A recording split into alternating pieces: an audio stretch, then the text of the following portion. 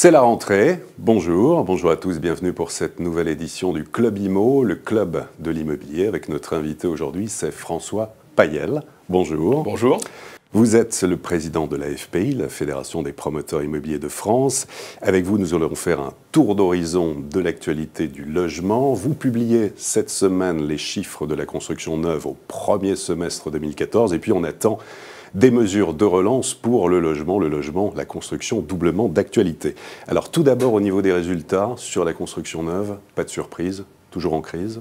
Alors malheureusement, les derniers chiffres qui ont été publiés et que nous publions ce matin, tout comme ceux annoncés par le ministère avant-hier, sont mauvais. Les ventes des promoteurs ont reculé au deuxième trimestre 2014 par rapport à la même période de l'année dernière de 9%. Un recul de 9% des ventes d'un trimestre d'une année sur l'autre, ce qui conduit à un premier semestre en recul de 3%. À l'intérieur de ces chiffres, il faut avoir conscience que l'accession à la propriété recule de près de 10%. L'investissement connaissant, lui, un petit mieux.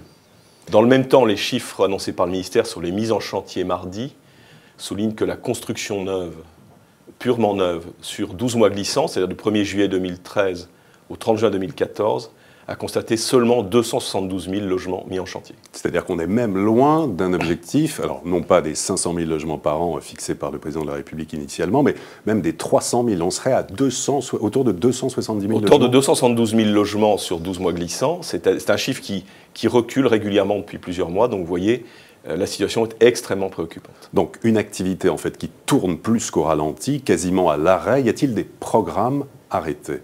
Bien sûr, il y a des programmes arrêtés pour plusieurs raisons.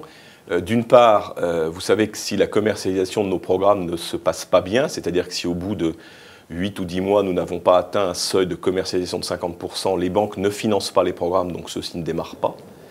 Ce qui contribue d'ailleurs à ce que l'offre, malgré la chute des ventes, reste extrêmement faible. Nous avons aujourd'hui une offre globale sur toute la France qui est en dessous de 90 000 logements. Et sur cette offre de 90 000 logements, près de la moitié concerne des opérations dont les travaux n'ont pas démarré. Donc vous voyez, on a une situation extrêmement préoccupante, les ventes ralentissent, l'offre commerciale n'augmente pas, nous sommes en face d'une machine qui est de plus en plus en train de s'arrêter. Des programmes à l'arrêt, ça concerne quoi ? Environ 2000 logements à peu près ? Non, ça concerne beaucoup plus de logements que ça. Quand je vous dis que près de 50% des programmes sur une offre globale de 90 000 logements ne sont pas démarrés, c'est 40 ou 45 000 logements dont l'avenir est totalement incertain. D'accord. Comment évoluent les prix dans ces conditions ? Alors, les prix ne bougent pas, et je dirais même de façon assez caricaturale. Depuis le début de l'année 2012, nous suivons attentivement trimestre par trimestre les prix à la fois en province et en Île-de-France. Et ce que nous constatons, c'est une grande stabilité des prix, ce qui est logique, puisqu'au fond, le prix d'un logement neuf est essentiellement en fonction de son prix de revient. À partir du moment où le prix de revient ne bouge pas, le prix de vente ne bouge pas. Et comme dans le même temps, nous sommes toujours dans une logique de pénurie et de rareté, eh bien on sait que ces périodes-là ne sont pas du tout favorables à une évolution des prix à la baisse. Au contraire, on redoute même une nouvelle hausse des prix. Prix moyen d'un logement neuf en France ? Alors prix moyen, là je crois qu'il faut distinguer la province et l'Île-de-France. En moyenne, en province, on est aux alentours de 3 600 € du mètre carré. Et en Île-de-France, on est alors selon les Paris, première couronne, deuxième couronne, là, les écarts sont un peu plus importants. Mais on tourne en moyenne aux alentours de 4 400, 4 500 € du mètre carré. Alors François Payel, vous l'indiquez, la construction quasiment à l'arrêt se confirme, ce qui conforte l'urgence d'un véritable plan de relance. Quelles sont les mesures prioritaires pour que ça reparte et pour redonner confiance ? Alors, je répondrai à votre question, si vous voulez, en deux temps. J'ai envie de dire qu'il faut se poser la question de la manière suivante. Premièrement, qu'est-ce qui va permettre d'avoir plus de grues en 2015 ? Et puis deuxièmement, qu'est-ce qui va permettre, en encourageant les promoteurs à relancer de nouveaux projets dans les mois qui suivent, d'avoir plus de grues en 2016 et 2017 ? Je ne dis pas que les grues vont devenir le nouveau symbole de la fertilité et de la croissance, mais en tout cas, pour nos métiers et pour la croissance en France, on a vu récemment que beaucoup d'autorités économiques avaient considéré que la crise du logement, c'était 0,4 points de croissance en moins. Eh bien, pour retrouver de la croissance, les grues vont devenir un symbole. Donc, qu'est-ce qui fait qu'il y aura plus de grues en 2015 ? Eh bien, c'est que les programmes qui sont aujourd'hui en phase de commercialisation ou qui sont prêts à l'être, c'est-à-dire des programmes qui sont prêts, qui ont des permis de construire souvent obtenus et définitifs, se commercialisent mieux. Ce qui veut dire d'une part que les investisseurs retrouvent la confiance et que les accédants à la propriété qui peuvent le faire soient encouragés à le faire.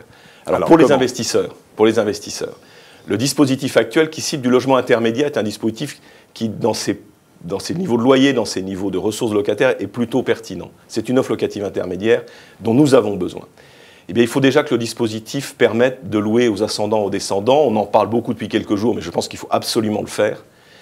La deuxième chose, c'est qu'à partir du moment où on considère que le logement est une chose qui devient urgente et une priorité nationale, eh bien, je pense qu'on peut considérer que les investissements dans le logement sont éligibles non pas au plafond des niches de 10 000 euros, mais au plafond des niches de 18 000 euros. Ce plafond peut être augmenté si on considère qu'il s'agit de quelque chose de très important. Et puis troisièmement, il faut enfin dire une chose qui est une évidence mathématique presque, c'est que l'encadrement des loyers ne touchera jamais pendant les 10 ou 15 premières années un logement qui a été acheté et qui est loué à un loyer en dessous du marché. C'est juste une chose de bon sens. C'est un souhait ou ça c'est une évidence pour vous ? C'est une évidence mathématique, mais il faut le dire. Et il faut dire notamment que les gens qui investiront, les ménages qui investiront dans le logement dans les prochaines années, verront ce logement qui n'est pas touché par l'encadrement des loyers dans les 9 ou 12 années pendant lesquelles ils vont louer à des ménages sous plafond de ressources. Ça a été un facteur bloquant pour les investisseurs, l'encadrement des loyers ? L'encadrement des loyers est clairement un facteur qui inquiète les investisseurs. C'est-à-dire qu'en gros, vous êtes un investisseur, vos recettes, c'est les loyers, puis vous avez des dépenses qui sont les frais d'entretien, les charges, la gestion, etc. Si vous faites courir un risque sur le blocage de la recette, mais que vous ne faites pas, il n'y a pas de blocage sur les dépenses, ça veut dire que mécaniquement, la rentabilité de votre investissement va chuter. Ça, c'est sur le dispositif d'investissement locatif. Ensuite, l'accession à la propriété. Il faut encourager une primo-accession dans les zones tendues, et pour ça, il faut une chose très simple, il faut un prêt à taux performant sur 25 ans. Or, on sait aujourd'hui que pour des raisons sans doute de Bâle 3 ou autres, les banques ont beaucoup de mal à prêter à des taux performants au-delà de 20 ans. Eh bien, il faut absolument mettre en place un prêt pour la primo-accession, contingenté, nous sommes d'accord, mais à un taux extrêmement préférentiel sur 25 ans. En matière, autrement, de fiscalité, de mobilisation de terrain, là aussi vous attendez des Alors ça, c'est la deuxième phase. Oui. C'est qu'est-ce qui va permettre aux promoteurs de développer plus d'opérations dans les mois qui viennent, et au cours de l'année 2015, qui fera les grues de 2016 et 2017. Eh bien, c'est d'abord beaucoup plus de fonciers disponibles. Ils existent, mais encore faut-il qu'ils soient mobilisés.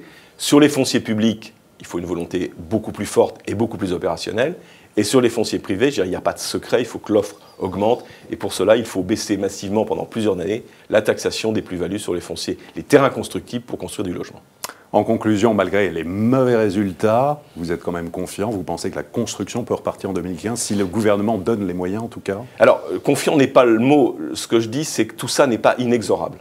C'est-à-dire qu'aujourd'hui, si des mesures fortes sont annoncées, si le plan de relance ne comporte pas des demi-mesures, va vraiment au fond des choses avec les pistes que j'évoque, alors les choses peuvent aller relativement vite.